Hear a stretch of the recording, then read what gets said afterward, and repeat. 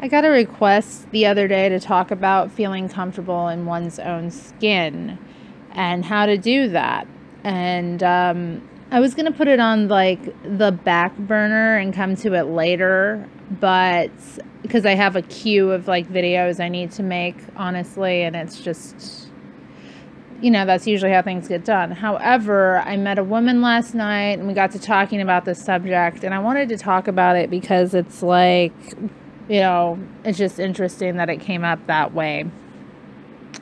Because she was telling me, we had some very interesting conversations, and I actually learned some things from her, which is exciting. And we got to talking about pornography, which is one thing that I don't really talk about much. So I really was interested in like talking to her about this stuff because obviously she's thoughtful. But yeah, she had mentioned that, you know, with her appearance, she could pick apart anything about it. There was, if you named a body part or something on her, she could find fault with it. And, you know, she, even though intellectually understands that it's all nonsense and she can like logic her way out of it, you know, she's doing this to herself, and she can say, no, this is wrong. But it doesn't feel true, you know, because at the end of the day, she looks in the mirror and she just doesn't like what she sees. And this is one big part of feeling comfortable in your own skin that a lot of women struggle with, like the appearance thing. So I wanted to use this image, which is from a Shel Silverstein poem, who, you know, is a problematic male artist. But this poem, I think, is specifically, it's about being closeted. And I think when it comes to being comfortable in our own skin, there's a lot of things that go into it, because as women, we're often closeted. As radicals, we're often closeted. And it's so goddamn hard to like connect with people because we often don't know what we can show. And we have to wear these masks. And these masks really prevent us from seeing ourselves and seeing others clearly. And it's that thing of like, you know, femininity is a big part of this. The woman and I that I'm talking about, that I mentioned, we talked about the Andrea Dworkin image, which I may put in this video as well, of from Woman Hating. There's a diagram of a woman's body, and like it shows all the different ways in which it's been modified, you know, all the different ways in which you can feminize and create an artificial difference where none existed before. And that has a profound psychological effect on women, you know. Do not underestimate that. You doing these things to yourself is harming you. Every time you do these things that alter your appearance in this way, in this feminine way, you are dissociating from your true form. That's what it's about. And that's why when you look in the mirror, you don't recognize yourself, you don't like yourself, because you don't, you know, you may stop wearing makeup, but you look and it's like you don't even recognize your face. Everything that's, you know, all your experiences that are there within, you don't even remember where this line came from, where this spot's from, because you were masked at the time. So I think for women specifically, the whole feminization thing is really a problem, because we're expected to just be masked constantly. Like what is a, you know, there's a mystery of what's underneath all of it, you know. So that's a problem, and obviously I'm trying to advocate that we, you know, as women, stop doing that to ourselves, because it hurts us. I've also seen, you know, radical feminists saying they want to get plastic surgeries and stuff like that, like not liking particular features they have. And it's so disturbing to me. Like, you would honestly pay a man to mutilate your face or some other body part of yours. Like, the self-hatred is profound. It's profound self-hatred. But they don't, even though intellectually they may know that, even though they may hear it from a ton of other women, it doesn't feel true, because every single fucking thing that they've absorbed everywhere else has told them it is true. Your ears are too big. Your hair is too flat. Your nose is too wide. All of that bullshit. It's nonsense. The thing about, I think, the subconscious mind is that images are worth more than words. And as feminists, we haven't created a ton of media, you know, even though I'm a feminist media content creator, you know, that sort of thing. There isn't a lot of images that we can put out to counterbalance the effect of what patriarchy does daily. I mean, even the most prominent lesbians in the media wear makeup. So you see that every day. It has a profound effect on your subconscious. And this is why you need to be mindful and critical about the media and content you're consuming. I would say step away from watching anything mainstream. Step away from watching television programs with feminized women, movies. Only consume like content that's actually going to be stuff that, you know, respects and honors you as a woman. You know, for a while, especially if you're going through a process of, you know, defeminizing yourself, you really do need validation. And that's the big thing, you know. It might be a good idea if you're struggling with these sorts of things, like specifically your own appearance and defeminizing. Start a support group online. Start a Facebook group or Reddit or whatever. You know, if I make a forum where women who are doing this together can like talk to each other about their struggles and support each other, you know, that's a good thing to do. And you're also finding like-minded people, you know, removing a mask, finding people like you right there who are also trying to remove their masks, because people wear many masks. So there's that. That creates a profound level of discomfort. I think our lives in capitalism are hell.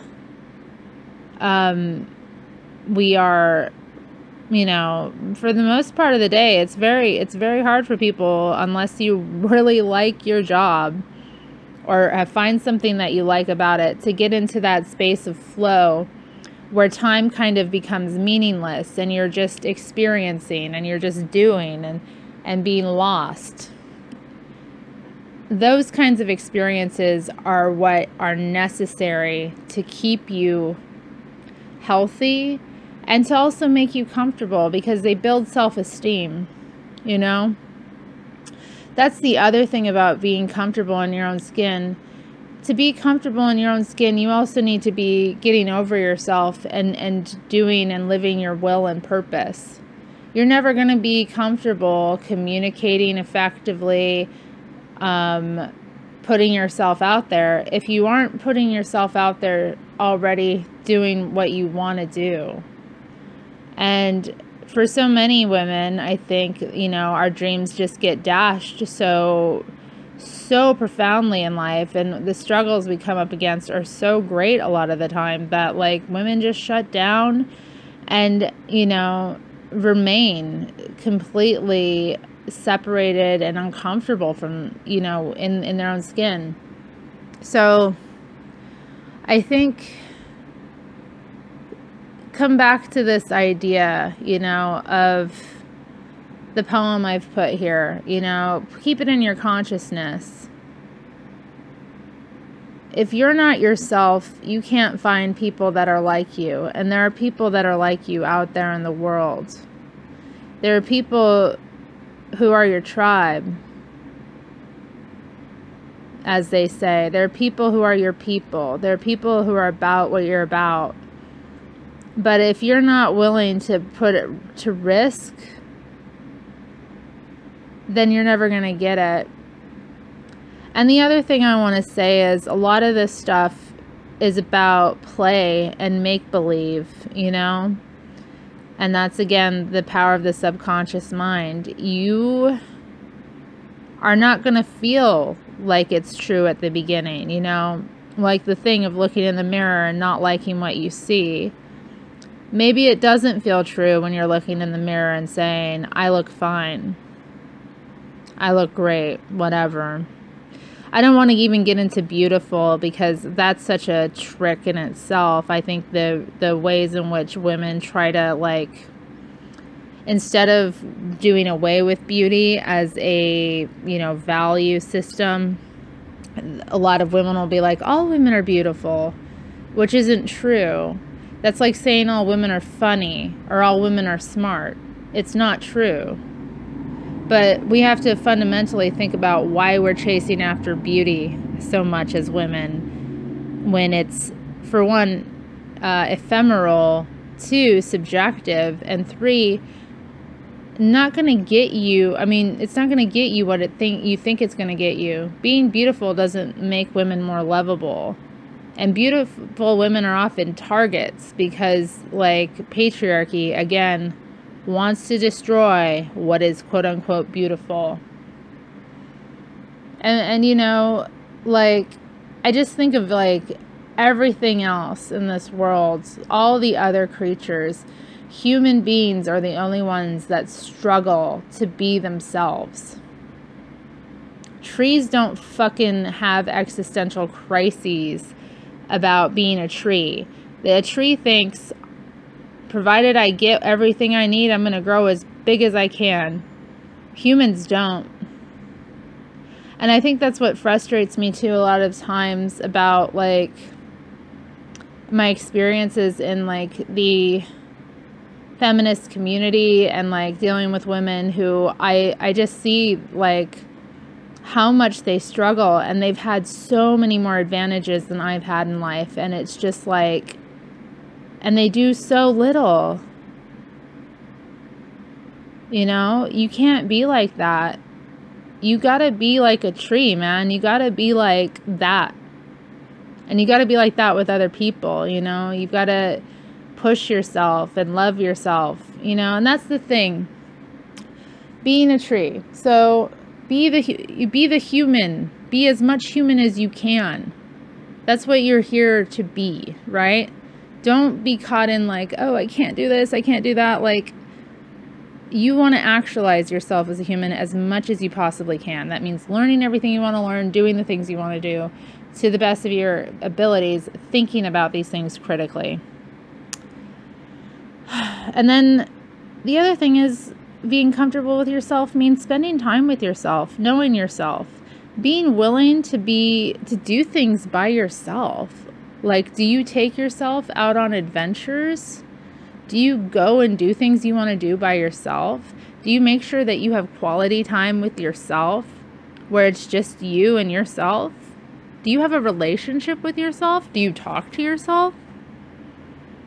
You know, part of being comfortable with yourself means, like, really, like, feeling your own vibe and digging your own vibe and not letting your vibe get kind of messed with by other people. And, you know, for me, a big thing is avoiding other people a lot of the time. Unless people are, like, really good at that shit, I can't deal with the extroverts. I can't deal with, like, the people who constantly need to be, like, engaging with someone else. It's stressful. I need my downtime, you know? I need my time to be with me. I need my own energy. And you need to crave and love your own energy. And maybe you're an extrovert and your energy is different than mine, and that's fine too. But you also need to, like, understand yourself. I mean, the key to unlocking all mysteries of the universe is, at first step is to know yourself. So that's the journey.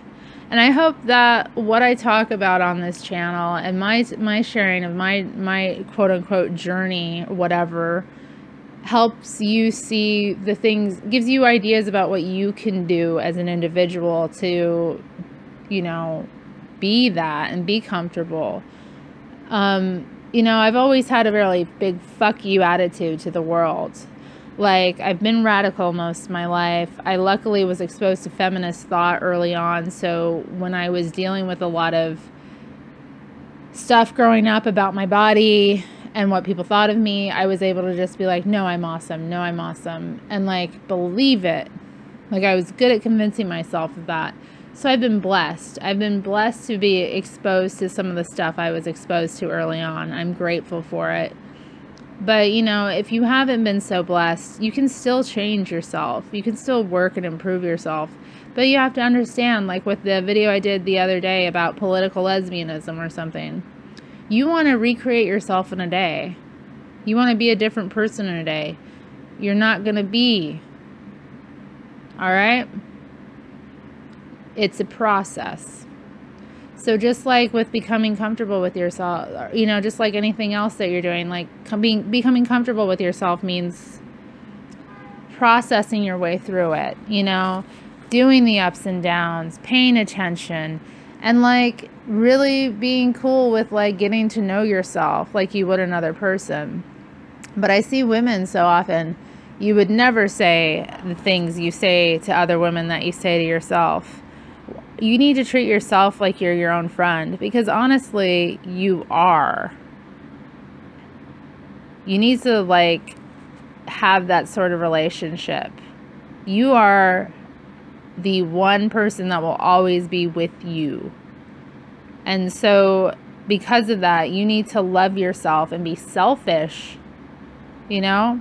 Not selfish and self-centered in a dumb way, in the ways that women are expected to be, you know, in vain ways.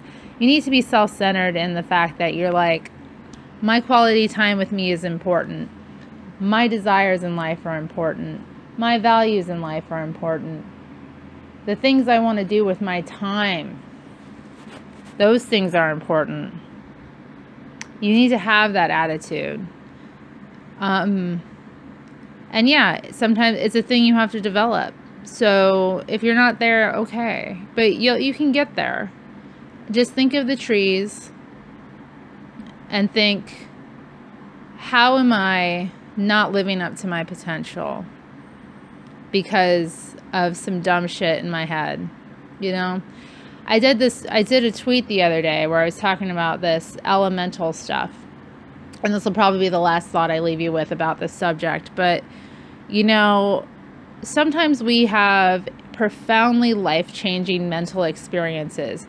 We get exposed to knowledge, information, ideas get communicated to us that totally rock our world like a hurricane.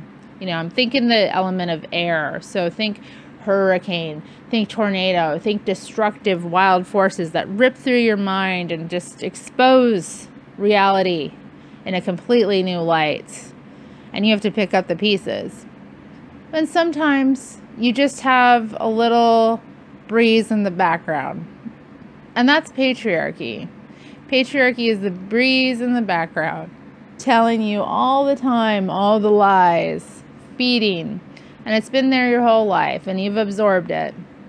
But you have to understand that that's just a little air. And it's not a tornado. It's not a hurricane. All right. That was radical feminism. All right.